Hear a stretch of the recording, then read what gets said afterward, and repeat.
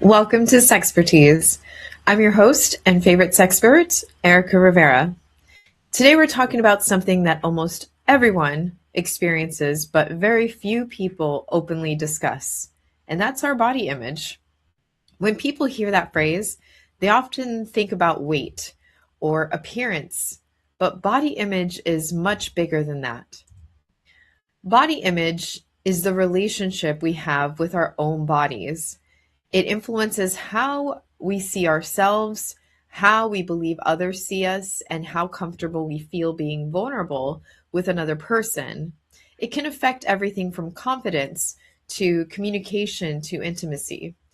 Today, we're going to explore how body image develops, what it matters in dating and relationships, and what we can do to build a healthier relationship with ourselves. Because intimacy doesn't begin when someone else accepts your body, it begins with the relationship you have with it yourself. So, what exactly is body image? Body image is our perception of our own body, and that perception of our own body isn't always accurate. Two people can look very similar yet have completely different feelings about themselves because body image is shaped by the mind just as much as by the mirror. Many of us develop an internal dialogue that constantly evaluates our appearance. Sometimes it's encouraging, but for many people, it's incredibly critical. That inner voice often becomes louder than any compliment that someone else gives us. It's also important to remember that body image isn't only about weight, it can involve height, scars, disabilities, skin, hair, aging, muscle tone, or any physical characteristic that influences how we feel about ourselves. Everyone has a relationship with their body, whether it's positive or negative. Our body image doesn't suddenly appear one day, it develops over time. Many of the beliefs we have about ourselves began during childhood through comments from family members, classmates, teachers, or even complete strangers. Sometimes those messages were intentional and sometimes they weren't. As we grow older, culture and media continue adding to those messages. We're constantly shown images that represent a very narrow definition of beauty, often forgetting that many of those images have been edited, filtered, or professionally produced. Over time, these experiences shape how we evaluate ourselves. We may begin comparing our real bodies to unrealistic standards without even realizing it. Recognizing where those beliefs came from is often the first step towards changing them. Body image and self esteem are connected, but they aren't exactly the same thing. Self esteem reflects how we value ourselves as a whole, while body image focuses specifically on how we feel about our physical appearance. The two influence each other, definitely, but one doesn't completely determine the other. Many people, they spend years believing that they'll finally become confident once they lose weight, once they gain muscle, once they clear their skin or change something about their appearance. While reaching personal goals can certainly feel rewarding, lasting confidence usually comes from something much deeper than appearance alone. When our entire sense of worth depends on how we look, our confidence rises and falls with every compliment, with every photograph or glance in the mirror. Emotional health becomes much more stable when we begin appreciating ourselves for qualities that extend far beyond physical appearance. Body image doesn't stay in front of the mirror, it often follows us into our relationships.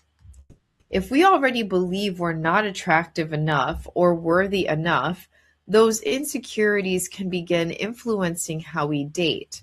We may assume someone will lose interest, compare ourselves to an ex, or constantly seek reassurance. Sometimes insecurity causes people to settle for unhealthy relationships because they don't believe they deserve any better. Other times it leads people to push others away before they even have a chance to get hurt. Neither response is really about the other person, it's about the story that we've been telling ourselves. When we begin recognizing those stories, we gain the opportunity to challenge them.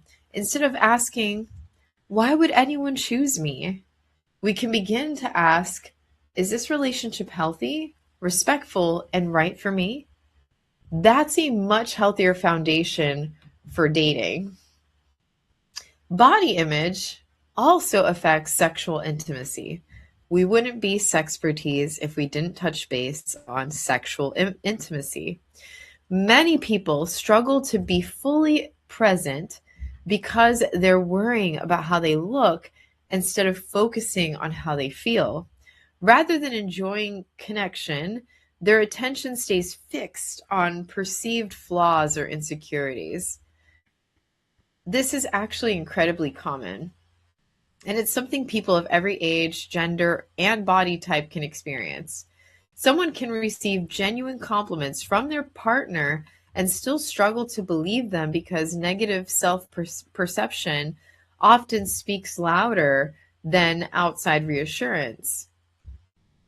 Healthy intimacy grows when people feel emotionally safe enough to be present with one another. That doesn't mean that you have to love like every part of your body before being intimate. It just means that you're gradually learning to replace self criticism with self compassion so your attention can shift from appearance to the connection that you're having. Now, comparison, oh my gosh, the comparison trap. Comparison is one of the quickest ways to damage body image. It's easy to look around and believe everyone else is more attractive, more confident, or somehow more deserving of love. And the problem is that we're usually comparing our real lives to someone else's highlight reel. Okay, so we're comparing our life to someone else's highlight. Social media has made comparison even more difficult because we're constantly exposed to edited photos, filters, flattering lighting, and carefully selected moments. Over time, those images can quietly become the standard that we use to judge ourselves, even though they rarely represent everyday reality for any of us. Sorry to burst your bubble. Instead of comparing yourself to someone else's appearance, try comparing yourself to who you were yesterday. Growth is a much healthier goal than perfection is. The healthiest relationship you'll ever have with your body is one based on progress, not competition. The way we talk. The way we talk to ourselves definitely matters. If your inner voice constantly says you're unattractive, not good enough, or unworthy of love, eventually your mind begins treating those thoughts like facts. Okay, this goes for anything. Like, I know on my show we speak specifically about sex and relationships, but that really goes for anything. What you think, eventually your brain starts treating it like a fact. That's why negative self talk can become so powerful. It reinforces the beliefs that we're already struggling with. Many people become experts at noticing everything they dislike while overlooking everything they appreciate about themselves. Psychologists sometimes refer to this as confirmation bias. So we naturally notice information that supports what we already believe. If you believe you're unattractive, your brain starts collecting evidence to prove itself right. One small but meaningful step is paying attention to your internal dialogue. You don't have to force yourself into unrealistic positivity. It's not what I mean. What I'm saying is you can begin replacing harsh criticism with more balanced, compassionate thoughts. Over time, changing the way you speak to yourself can change the way you experience your body and your relationships. The people we surround ourselves with can also have a tremendous impact on how we feel about our bodies. A supportive partner won't magically erase years of insecurity, but they can create an environment where you feel respected, appreciated, and emotionally safe. Feeling accepted for who you are makes vulnerability much easier. Unfortunately, the opposite is also true. Repeated criticism, teasing, comparisons, or comments disguised as jokes can slowly damage someone's confidence over time. Even those remarks that aren't intended to be hurtful, they can reinforce insecurities that already exist. Healthy partners, they build each other up without making appearance the foundation of their relationship. They appreciate one another as complete people, recognizing that attraction is only one part of much deeper connection. Real intimacy is going to grow through kindness, trust, and of course, mutual respect. Now, people will often say that confidence is attractive, right? I'm sure you've heard that before. And I think there's some truth to that, but not for the reasons many assume. Confidence isn't about believing you're the most attractive person in the room. It's about feeling comfortable enough to be yourself without constantly seeking approval from everyone around you. Do you notice the difference? Someone who respects themselves tends to communicate more clearly, establish healthier boundaries, and enter relationships from a place of self-worth rather than fear. That quiet confidence often feels more genuine than trying to project perfection. It's not about pretending to have no insecurities. We all have them, but it's about refusing to let those insecurities control your life. Ironically, the people we admire most are flawless, rarely flawless. They're authentic. They laugh, they make mistakes, they accept compliments without arguing, and they carry themselves with self-respect. That's the kind of confidence that strengthens relationships because it's rooted in authenticity rather than appearance. Building a healthier relationship with your body doesn't happen overnight. It's usually the result of small choices that are repeated consistently over time, just like any relationship. The one you have with yourself is going to require patience, compassion, and practice, even though it's with yourself. One helpful shift is focusing on what your body allows you to do instead of only how it looks. Your body carries you through life. It allows you to hug loved ones. It allows you to dance, travel, two of my favorite things, work, laugh, and experience the world. Your body's doing that, right? Appreciating its function can gradually balance our obsession with appearance. You don't have to wake up every morning loving every part of yourself. You don't. The goal isn't to be perfect. It's progress. Every time you choose kindness over criticism, you're strengthening a healthier relationship with your own body. Sometimes body image struggles become more serious than everyday insecurity.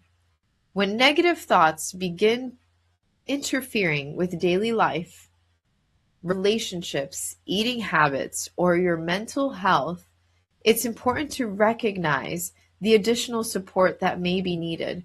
There is absolutely no shame whatsoever in asking for help. Conditions like body dysmorphic disorder or eating disorders in general are real mental health concerns that deserve compassionate professional care. They aren't simply about vanity or low confidence. They can significantly affect someone's quality of life and require specialized treatment. So, if you or someone you know is struggling with body image in a way that feels overwhelming, remember that support is definitely available. Speaking with a qualified mental health professional can provide the tools, perspective, and guidance that friends and family alone may not be able to offer. So, one of the hardest things we can do is to redefine what beauty actually means. Society often promotes one narrow standard of attractiveness, but when you look around the world, beauty exists in countless forms, different cultures, different generations, and individuals all value different qualities. That should remind you that beauty has never been and probably will never be one size fits all.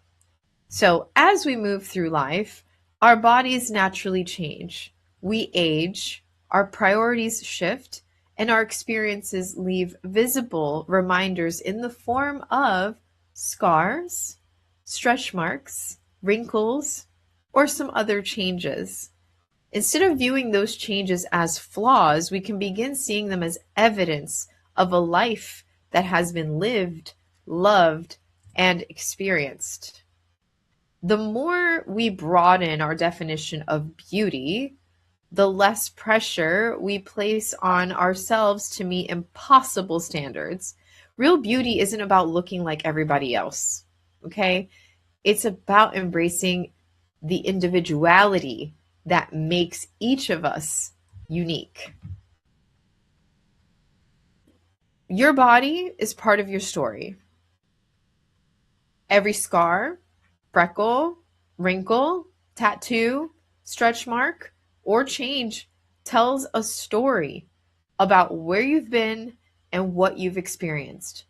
While you don't have to love every single part of your body every single day, you can learn to treat it with the same kindness you would offer someone else that you care about.